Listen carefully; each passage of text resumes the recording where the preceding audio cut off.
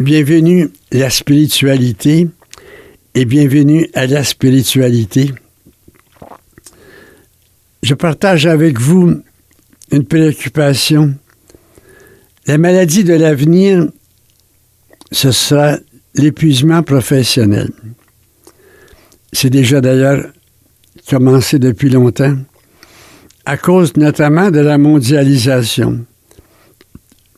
Tout va plus vite, tout est plus complexe, tout est plus changeant. Pour être dans la course, il faut être de plus en plus performant. La barre est haute. Ce qui est bon un matin ne l'est plus le lendemain. Il faut donc constamment se recycler. L'épuisement professionnel ou le burn-out. Comment réagir? On ne peut évidemment rien changer à l'ordre mondial, si ce n'est que peu à peu, en se mettant ensemble, en travaillant localement et en pensant globalement, comme l'on dit.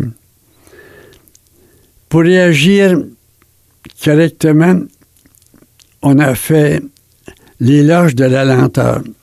Je trouve ça très, très beau. On découvre les bienfaits de la lenteur. J'ai par exemple un ami qui s'est fait arrêter par la police pour excès de lenteur sur la 40. La police lui demande, mais est-ce que votre moteur est en difficulté? Bien, il a dit non. Ah, parce que je vais lentement, il est en forme plus que jamais. C'est un exemple.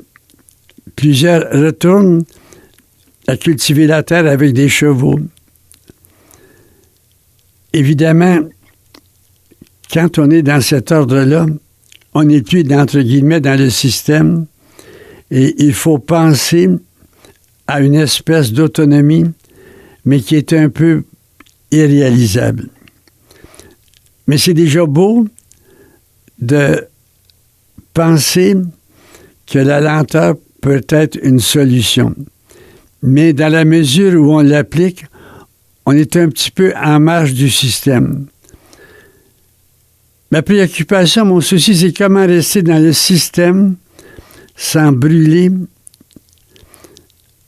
en étant capable de reprendre haleine.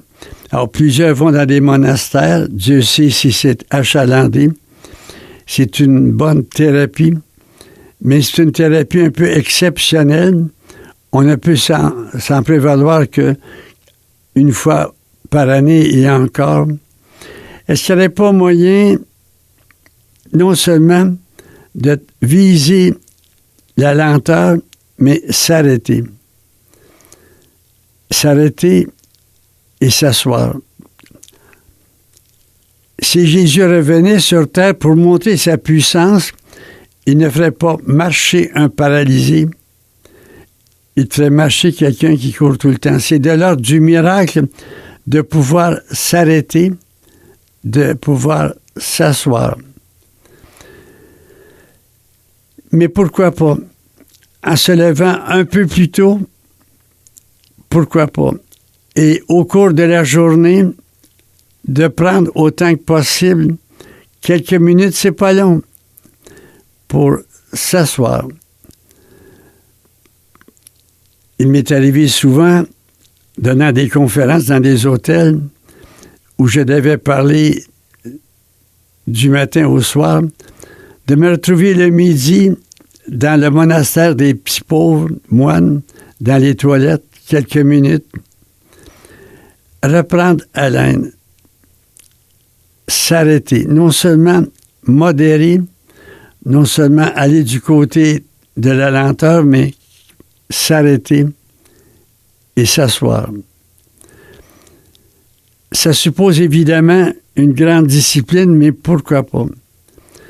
S'asseoir, baisser les lumières, allumer une chandelle,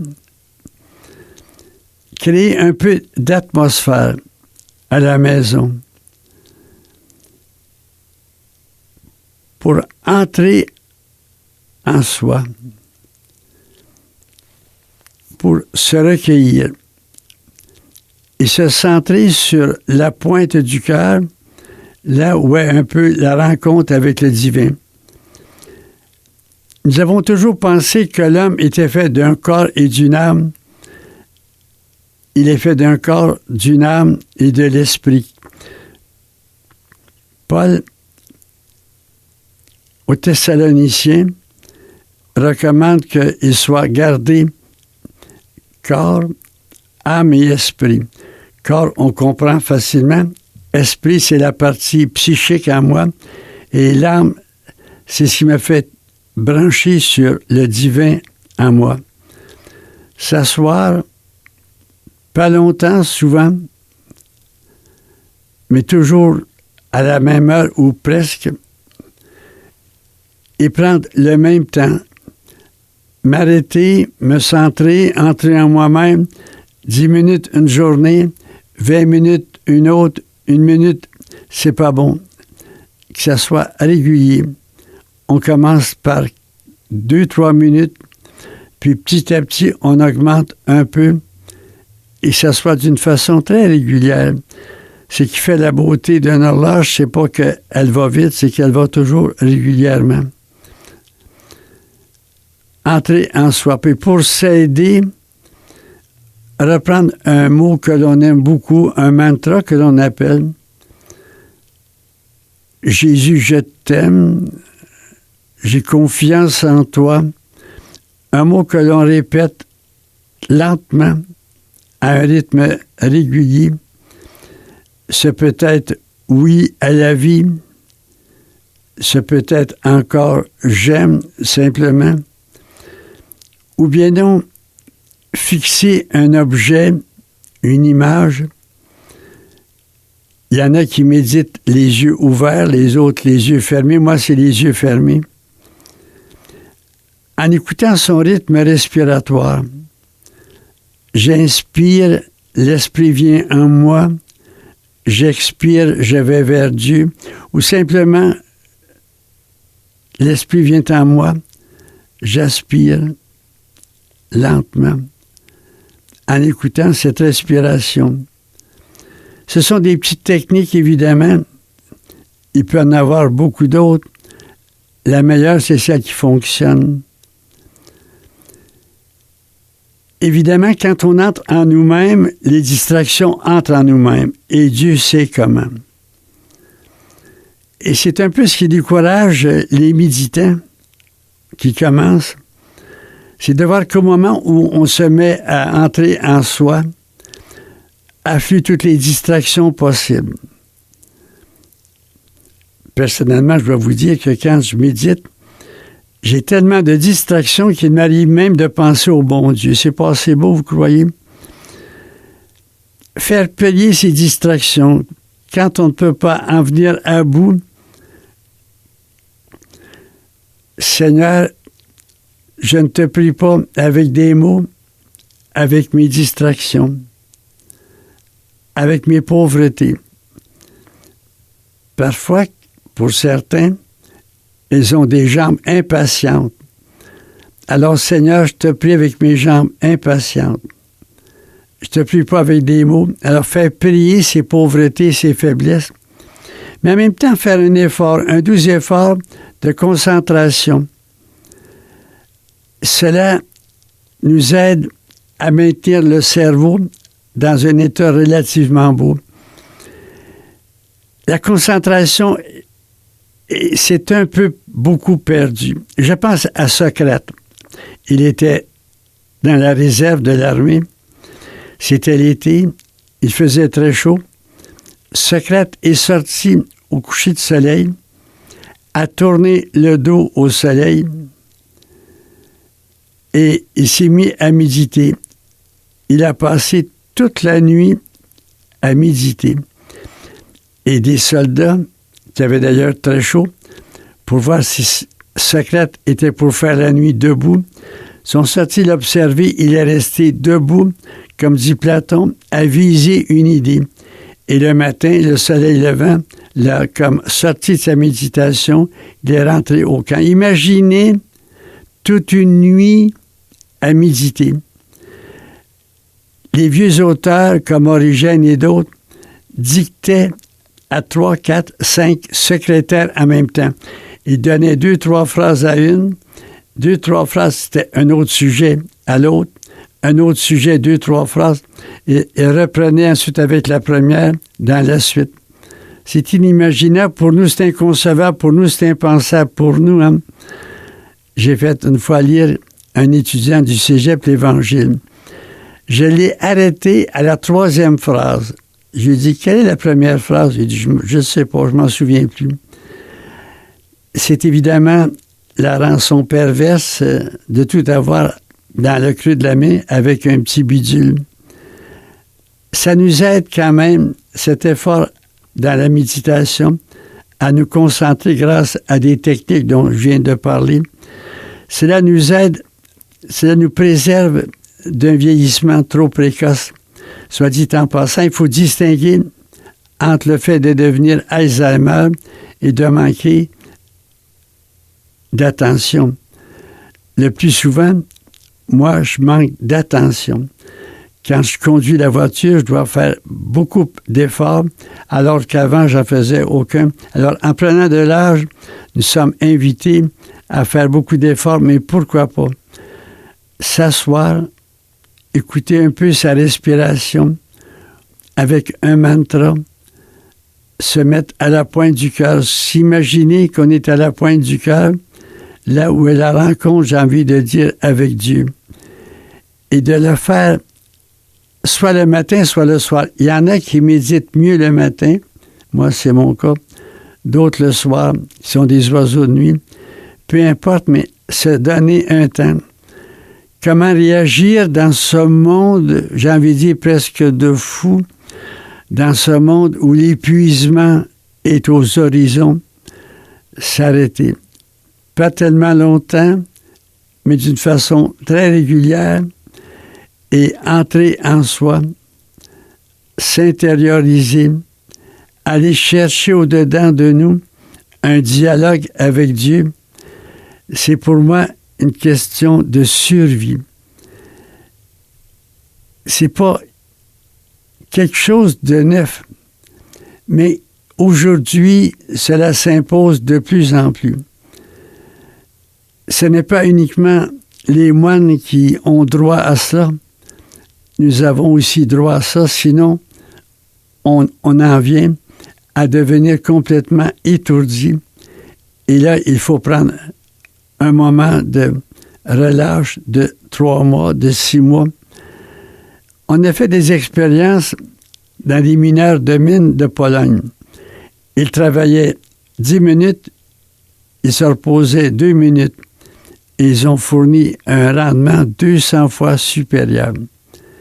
C'est pas possible de comment il y a des choses qui paraissent étonnantes. Par exemple, la veille d'examen à l'université, moi, j'étudiais jamais. J'allais voir du cinéma, j'allais me promener dans la ville en me disant, si demain je suis complètement en forme, le résultat sera meilleur. Alors que souvent, aujourd'hui, la veille des examens, c'est une nuit blanche qui s'annonce. Il me semble qu'on ne sait pas travailler avec le rythme de l'esprit. On gagne à perdre du temps. On gagne à s'asseoir. Mais encore une fois, c'est pas dans l'air du temps. Je sais que vous avez toutes les bonnes raisons pour dire c'est pas possible, j'ai pas le temps. On voit dans l'Évangile une belle scène.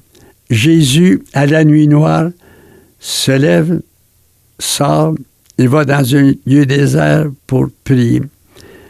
Je vous recommande de vous lever un petit peu plus tôt. Et à ce sujet-là, les aînés vous donnent un exemple magnifique. Nous, les aînés, on se couche à l'heure des poules et on se lève à l'heure des coqs. Alors, prendre un moment le matin. Et puis, essayer de voir si je ne fais pas des gestes qui prennent du temps et que je pourrais peut-être économiser pour mettre sur la méditation. Est-ce que je dois mettre autant de temps à la toilette, autant de temps à prendre mes agendas, mes courriels? Bonne question. j'arrête un moment en vous donnant le bon exemple.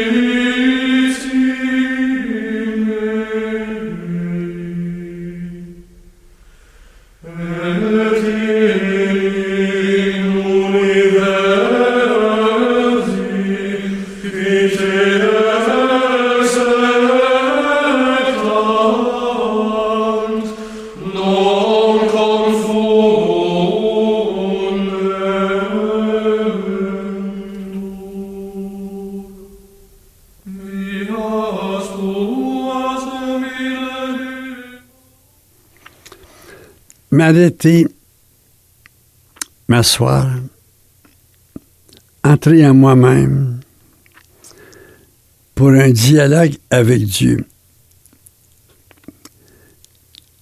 Je fais un silence ou du silence ou beaucoup de silence pour entendre la parole de Dieu. Cette parole de Dieu, elle n'est pas audible. Dieu parle, mais d'une manière si ténue, j'ai envie de dire, qu'il faut beaucoup de silence pour le percevoir. La méditation. Et à un moment donné, ça devient même une contemplation, être là. Mais il arrive souvent que être là, on est seul, que Dieu n'est pas au rendez-vous. Je parle de la méditation, de l'entrée en soi-même, qui est comme désolation. C'est un petit peu ce que j'expérimente pendant des années. Je sentais, je goûtais la présence de Dieu. Je pouvais passer beaucoup de temps. Mais maintenant, c'est devenu différent. Vous savez, c'est comme des vieux amoureux, hein? Ils ne se parlent pas beaucoup. Dieu dit rien, puis moi non plus. D'ailleurs, qu'est-ce que je vais lui dire? Qu'est-ce que je vais lui demander? Il sait tout, il me précède. Alors, il arrive un moment donné où la rencontre avec Dieu est une désolation. Je pense à l'aveu de Padre Pio. Il écrivait à son provincial « Je ne sais si je suis en enfer ou au purgatoire ». Je pense à Marie d'Incarnation. Elle était responsable du transport, la compagnie de transport de son beau-frère sur le fleuve. 60 chevaux, des gens, aucune éducation. Elle avait une besogne qui la tenait tard dans la nuit. Or, elle avait des ravissements trinitaires. Elle entre chez les Ursulines, plus rien du tout. La sécheresse totale, la désolation totale. Quel moment où Dieu n'est pas au rendez-vous. Un jour, le curé d'Ars s'en va à l'église prier. Il revient fâché en disant au bon Dieu, « J'étais là, tu n'étais pas là, où étais-tu? » Alors, c'est une expérience spirituelle inévitable. Mais qu'est-ce qui arrive quand il n'arrive rien? Bon, c'est une question un peu niaiseuse, là, mais il n'arrive rien. Pardon, il n'arrive rien au moment de la méditation, mais après. Et c'est là qu'est l'étonnement, c'est là qu'est, je dirais, la surprise totale, quelqu'un qui est fidèle à la rencontre avec Dieu à la pointe de son cœur, alors que Dieu n'est pas au rendez-vous, mais qu'il tient bon. Vous savez, la quantité de prières, ça me regarde.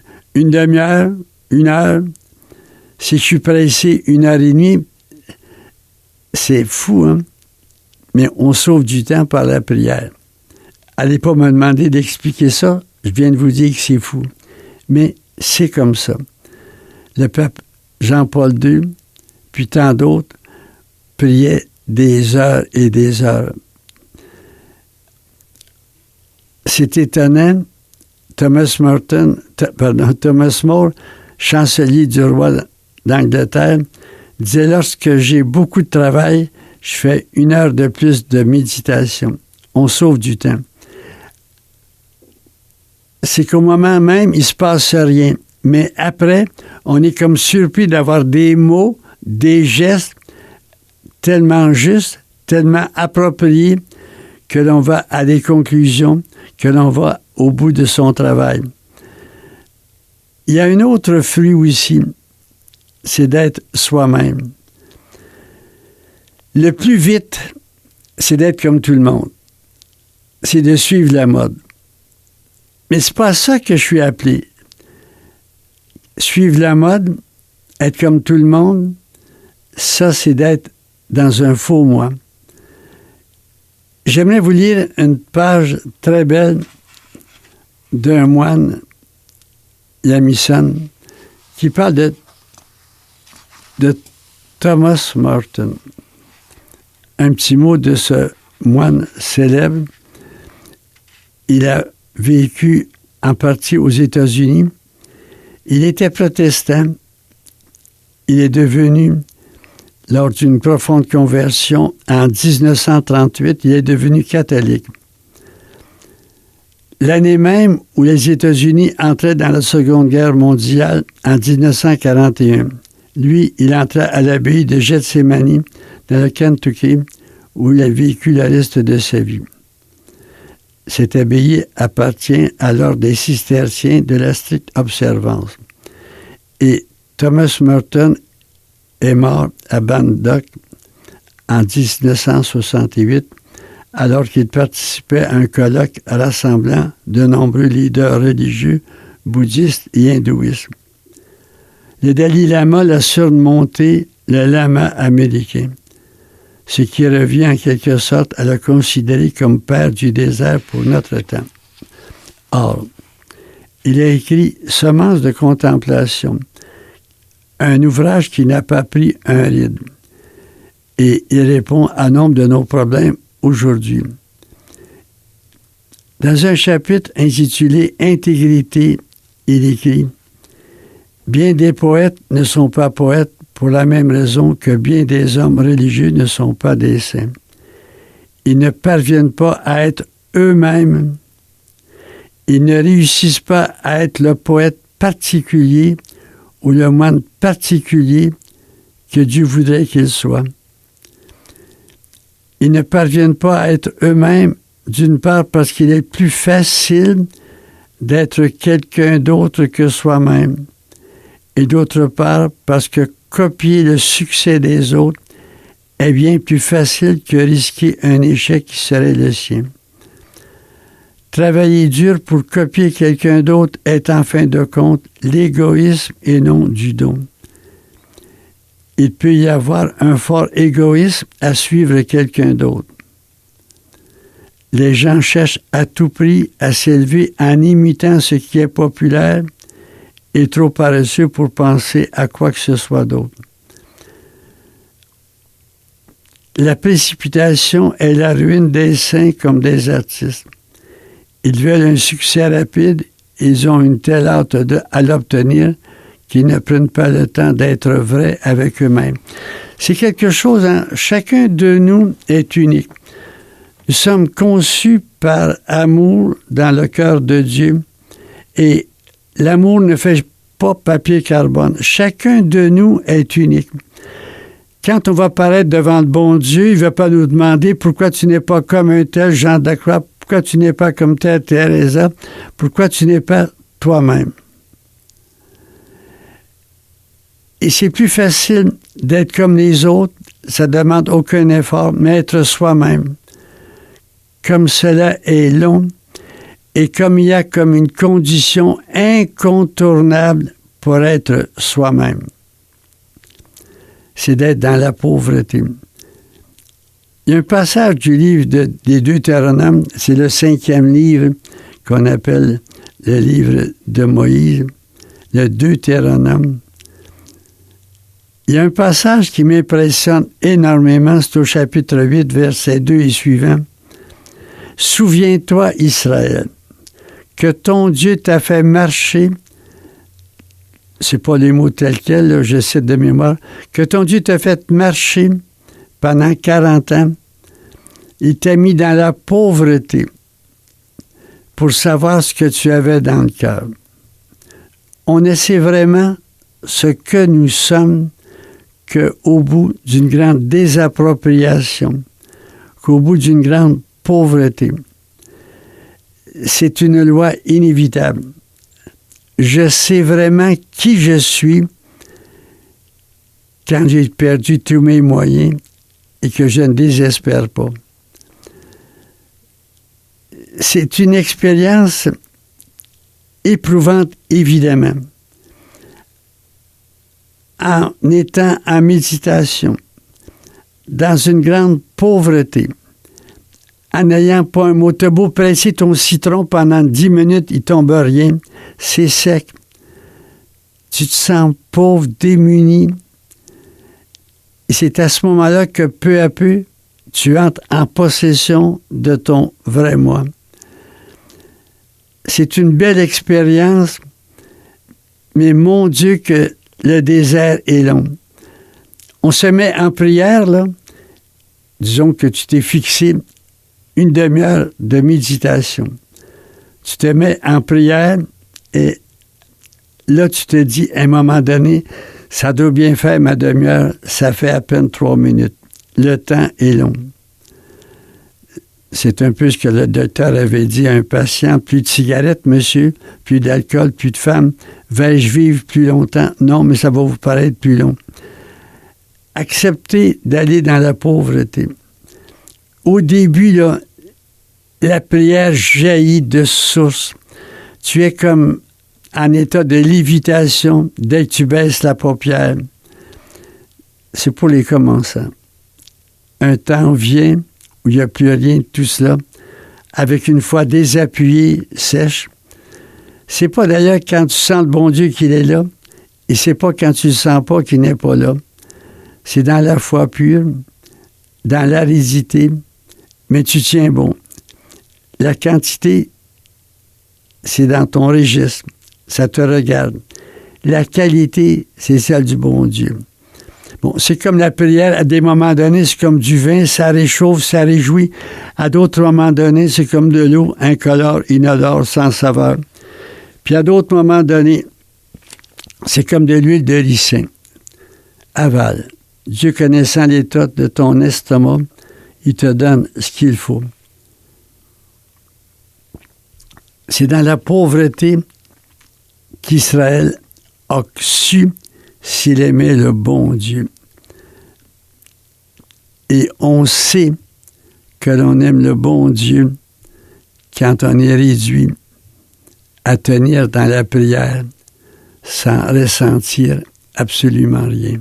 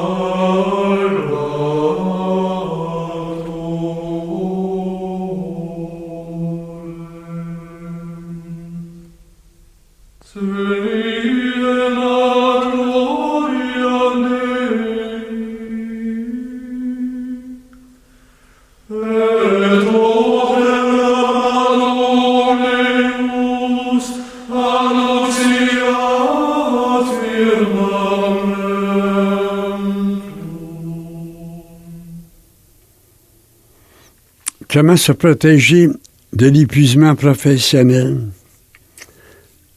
S'arrêter. S'asseoir. Le matin, de bonne heure, à la nuit noire. Ou le soir.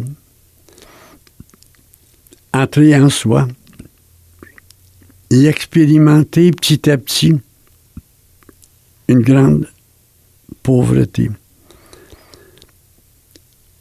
Je vous récite le mot du Deutéronome. Israël, tu te souviendras de toute la route que le Seigneur ton Dieu t'a fait parcourir depuis 40 ans dans le désert, afin de te mettre dans la pauvreté. Ainsi, il t'éprouvait pour connaître ce qu'il y avait dans ton cœur et savoir ce que tu allais, oui ou non, observer ses commandements. Il t'a mis dans la pauvreté, il t'a fait avoir faim, il t'a donné la manne que ni toi ni tes pères ne connaissaient, pour te faire reconnaître que l'homme ne vit pas seulement de pain.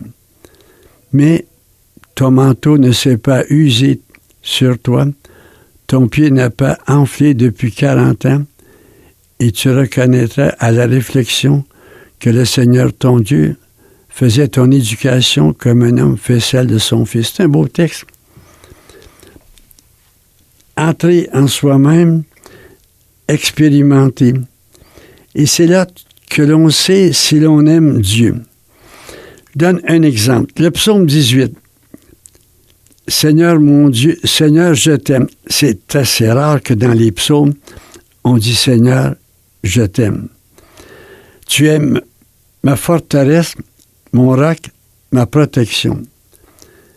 Je reprends, Seigneur, je t'aime, tu es ma force, ma protection, mon roc. Dites-moi, est-ce que j'aime Dieu? C'est une belle prière, Dieu l'accueille, c'est une très belle prière. Mais est-ce que j'aime Dieu ou est-ce que c'est sa protection que j'aime? On passe notre grand temps à demander à Dieu une protection, une consolation. Est-ce que c'est vraiment Dieu que j'aime ou c'est ses bienfaits? Évidemment, il ne faut pas trop séparer l'un de l'autre, mais il y a quand même des nuances. Quand ton fils débarque chez toi avec sa poche de linge sale, est-ce qu'il t'aime vraiment ou s'il aime plus ta laveuse? Alors, nous sommes toujours en état, nous, de dire « Oui, Seigneur, je t'aime, tu me protèges, tu m'aides, tu me soutiens, tu marches devant moi, tu marches derrière moi, tu marches à mes côtés. Fort bien. » Mais est-ce que c'est vraiment aimer Dieu ou aimer ce qu'il peut nous donner? La vraie belle prière, là, ça c'est de Dieu « Je t'aime ». Et de lui dire rien d'autre, je t'aime, mais en partant de nos pauvretés que l'on accepte, auxquelles on consent. C'est tout un effort. Puis à la limite, je dis bien à la limite, dire Seigneur, je suis ton consolateur, Seigneur, je suis ton roc, Seigneur, je suis ta force. Ça peut aller jusque-là. Gustave Thibon a comme réinventé l'enfant prodigue.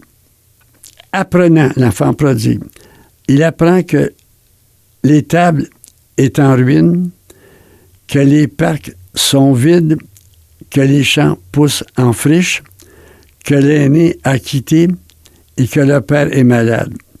Il se lève pour prendre soin du père. Là, on peut dire qu'il aime le père. Quand il revient dans l'Évangile, c'est pour obtenir du Père un peu de pain. Est-ce qu'il aime le Père? Très peu. Par contre, l'enfant prodigue, revu et revisité par Gustave Thibon, lui, il aime le Père. Est-ce que je peux imaginer, étant pauvre, qu'il y a plus pauvre que moi encore, et c'est Dieu. Quand Jésus dit « Des pauvres, vous en aurez toujours parmi vous, mais moi, vous ne m'auriez pas toujours. Il s'identifie aux plus pauvres. Dans la parabole du jugement dernier, ce que vous avez fait aux plus petits, aux plus pauvres, vous l'avez fait à moi.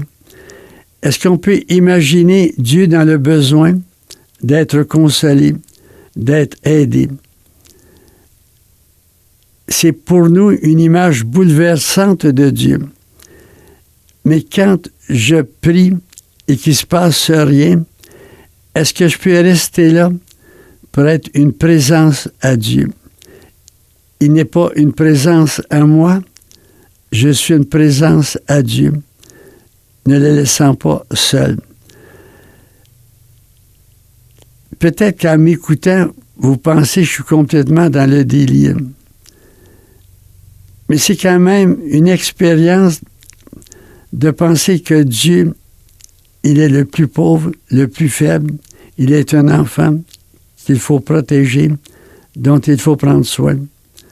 Tu sais, le geste de l'Eucharistie, il est très beau quand je reçois dans ma main le Christ. Je dois en prendre soin. Ma main est une main maternelle.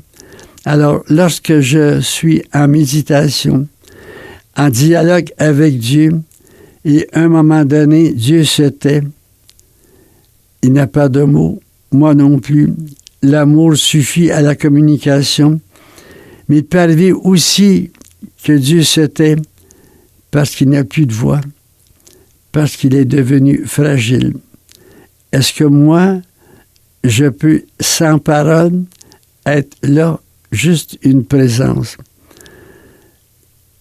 C'est évidemment une expérience là, que j'appelle mystique, mais elle est donc plus courante que l'on pense.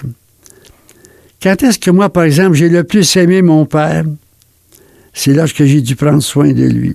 Lorsqu'il était âgé, qu'on devait aller le voir souvent, répondant à ses besoins. Quand est-ce que je peux dire que j'aime le plus le bon Dieu? C'est quand je dois prendre soin de lui. Un Dieu fragile, un Dieu pauvre. Alors, c'est le Dieu qui est en moi. Ce Dieu en moi, je dois prendre soin de lui. Je dois prendre soin de la part divine en moi.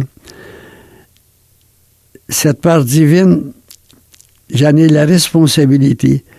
Je peux expulser Dieu de mon cœur. Je dois en prendre soin. C'est ma responsabilité maternelle. Jésus l'a dit, qui est ma mère, mais c'est vous qui êtes ma mère. C'est évidemment quelque chose d'un peu beaucoup bouleversant. Et la liturgie, il faut bien le dire en français, nous aide pas toujours parce que ce sont des textes du 6e siècle. Quand l'Église était en plein développement, fin 6e, 7e, 8e siècle, elle bâtissait des cathédrales. C'est évidemment un Dieu tout-puissant. Quand j'entends le credo, là, je crois en Dieu, Créateur du ciel et de la terre, Père tout-puissant. Dans le temps, ça passait, c'était dans la culture, mon Père était tout-puissant. Mais aujourd'hui, un Père tout-puissant, ça ne passe plus. C'est un Père tout-aimant. J'écris parfois à Novalis en demandant « Est-ce que vous pourriez pas changer ce mot? Je crois en Dieu, Père tout-aimant, que Dieu tout-aimant nous pardonne nos péchés, que Dieu tout-aimant nous bénisse, et non pas Dieu tout-puissant. » Un Dieu tout-puissant, c'est un Dieu qui, à mon avis, prend soin de moi, mais je ne peux pas prendre soin de lui. Alors, où est mon amour? Père tout-aimant. De temps en temps, on m'écoute, mais de temps en temps, le plus souvent, jamais. Et on reste collé avec cette formule qui est belle en soi. Je crois en Dieu, Père tout-aimant, Père tout-puissant. C'est pas pareil. Aujourd'hui, il me semble que l'on découvre un Père fragile, un Dieu fragile, un Dieu qui a besoin de nos soins. Et comment y arriver à cette perception? C'est par l'Esprit Saint.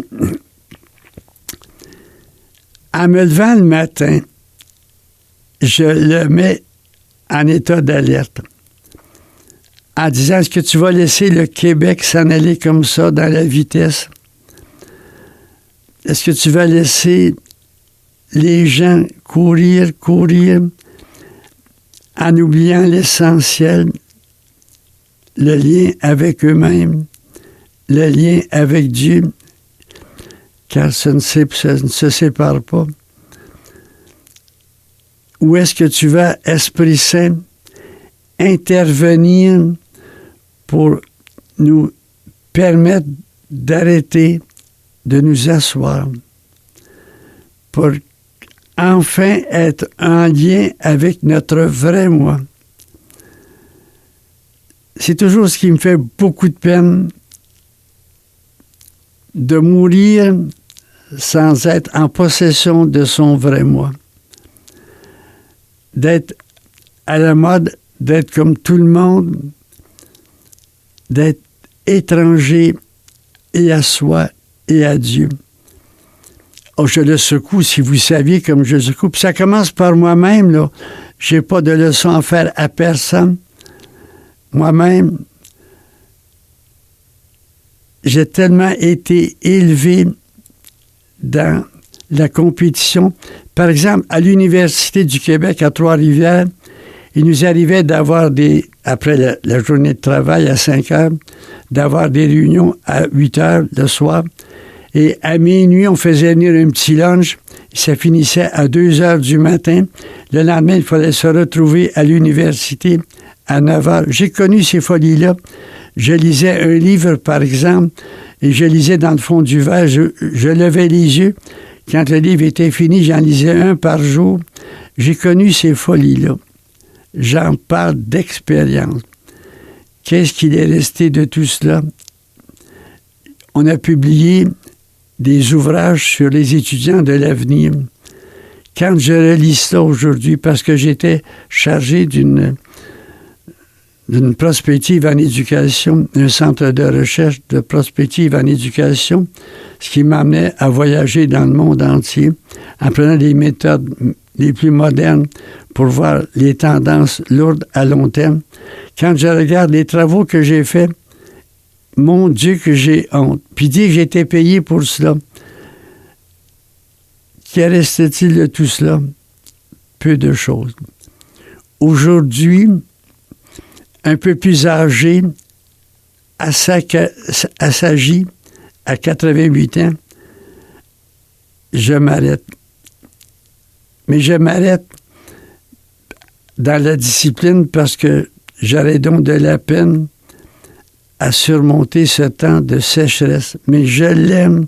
J'en parle avec toute simplicité en vous disant que j'ai une prière à l'esprit qui est assez musclée en disant « Esprit Saint, réveille-toi ». Entre guillemets, défrosse. J'ai besoin de lui parler rudement parce qu'il me semble qu'il dort. Alors qu'il est comme chargé de nous mettre en communion en l'Esprit Saint, c'est la communion du Père et du Fils, de nous mettre en communion avec nous-mêmes et en communion avec Dieu. Pour reprendre haleine, j'arrête un moment.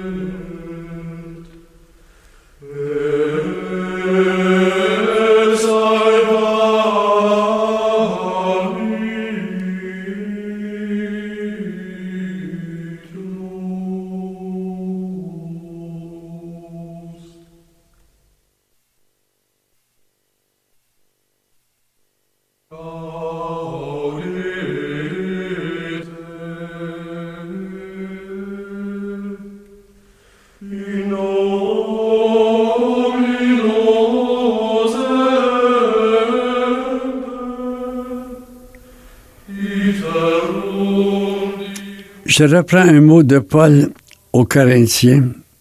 Ah, si vous pouviez supporter de moi un peu de folie, eh bien oui, supportez-moi. Et comme dit l'Épître aux Hébreux, faites bon accueil à ce sermon. Supportez-moi. Ça me brûle tellement le cœur de voir les gens de ma famille, de mes amis, qui courent tout le temps.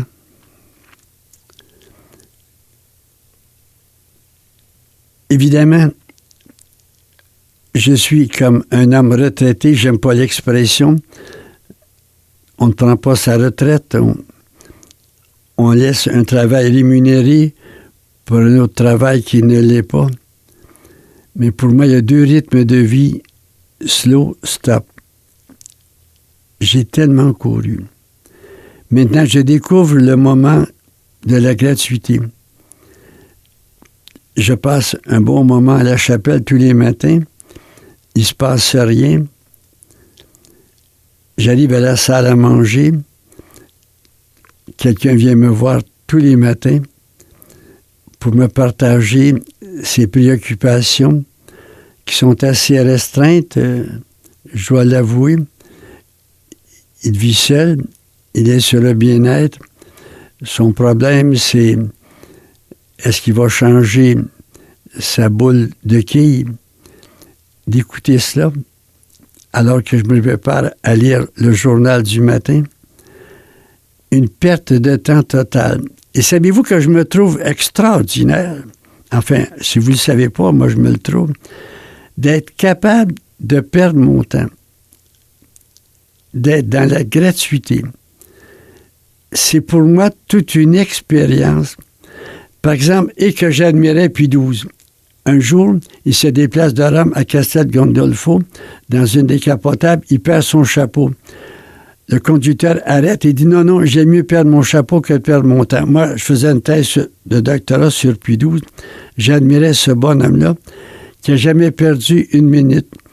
Or, moi, j'en suis rendu à perdre des heures.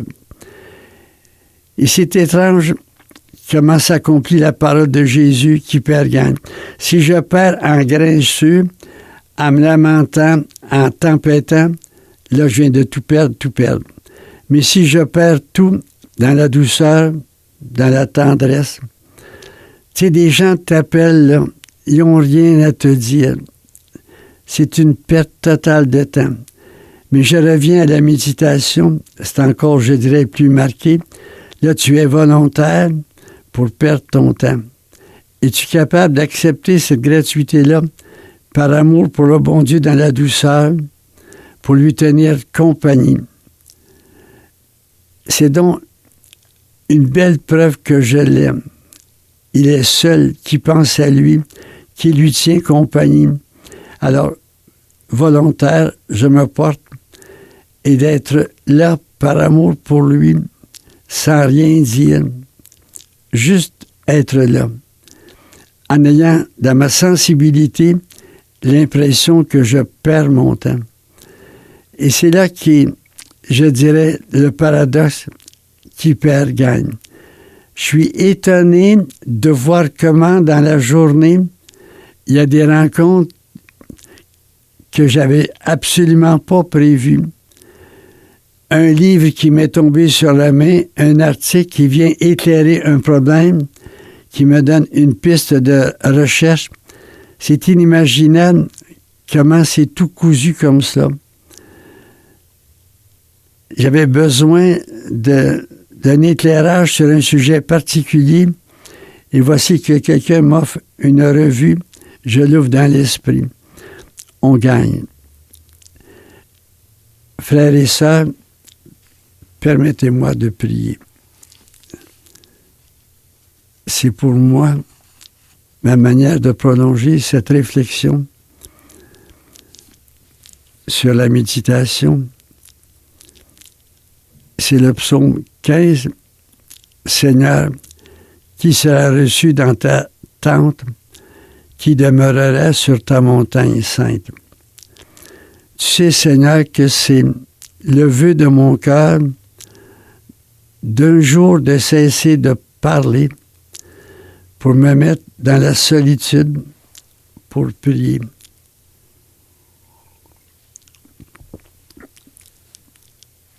Depuis des années, ce désir-là me poursuit et il ne se réalisera jamais. Je vais mourir en parlant. Mais j'ai besoin d'avoir ce penchant de vie de solitude pour équilibrer une vie qui serait dans l'agitation. Dieu, des gens qui m'écoutent peuvent se dire, c'est vrai, j'ai comme deux vocations. Une au mariage, l'autre au célibat. Je suis marié, mais comme parfois il m'arrive de me demander si j'aurais pas dû faire un célibataire pour le royaume. J'ai toujours deux vocations, une que j'exerce et l'autre qui est virtuelle. La vocation à laquelle je rêve, mais que je ne réaliserai jamais, me permet de donner de l'oxygène à l'autre vie trépidante. Donne-moi, Seigneur, de m'accueillir dans ces deux vocations. Et une belle grâce, Seigneur, lâcher prise. Je ne pouvais pas faire cette émission sans recourir à ce mot, lâcher prise. Lâcher prise, c'est remettre entre tes mains ma vie, de te l'offrir. Non pas d'être un irresponsable, de tout laisser tomber, mais de tendre les paumes de main vers le ciel, et non pas vers la terre. Lâcher prise, j'ouvre mes mains, je laisse tout tomber, je suis responsable de rien, c'est vraiment pas ta volonté. Ta volonté, c'est que j'ouvre mes mains, que je tende les paumes vers le ciel, vers toi, dans une offrande. Que toute ma vie, Seigneur, devienne une offrande, devienne un don. Si pauvre soit-il, ce don-là, tu l'agrées comme mes frères et sœurs peuvent l'agréer dans ces pauvres émissions que je fais. Je vous offre, mon frère et ma sœur, je vous offre ce que j'ai de mieux, ma bonne volonté, en sachant, en éprouvant jusqu'à quel point cette émission, comme tant d'autres, sont peu de choses, mais dans votre grande générosité, vous l'accueillez et je vous en remercie. Et pour tout cela, je vous bénis. Oui, que Dieu, tout aimant, vous bénisse, lui qui est Père, Fils et Esprit Saint. Amen. Oui, Amen. Je remercie Claude Saint-Pierre pour son beau service technique et je vous donne rendez-vous à la semaine prochaine. Ici Gérard Marié.